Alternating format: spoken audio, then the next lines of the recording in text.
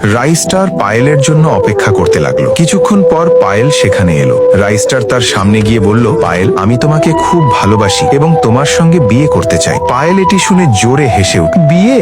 আর তা এক কাবাড়ি থেকে? এটি অসম্ভব। পুকুরে উপস্থিত মানুষরাও হেসে উঠল। রাইস্টার শুধু বলল, একদিন তুমি অবশ্যই আমার কাছে আসবে। এরপর সে সেখান থেকে চলে গেল। কিছুদিন পরে কাবার খুঁজতে খুঁজতে সে একটি চকচকে হীরের বাক্স পায়। তার চোখে আনন্দের ঝলক আসে। সে সেটি জুয়েলারের কাছে নিয়ে যায় এবং সেই বাক্স 7 কোটি টাকায় বিক্রি করে দেয়। রাইস্টার একটি বড় বাড়ি কিনে নেয়, ব্যয়বহুল গাড়ি নেয় এবং চাকর চারক নিয়োগ করে। এখন গ্রামের মানুষও তার সামনে মাথা নত করত এবং কাজের জন্য প্রার্থনা করত। এরপর গ্রামে নির্বাচন হয়। রাইস্টারও নির্বাচন লড়ল। সে বলল, ভাইয়েরা, আমার নির্বাচনী প্রতীক হলো ডাস্টবিন। যদি আমাকে নেতা বানাও, আমি এই গ্রামকে সবার ওপরে পৌঁছে দেব। গ্রামবাসী তার কাজ দেখে খুশি ছিল।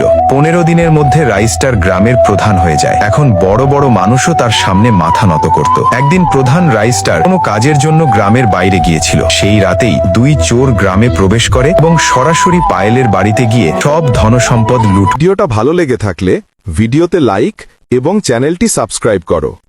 নতুন ভিডিও কি নিয়ে চাও তা কমেন্ট করে জানাও।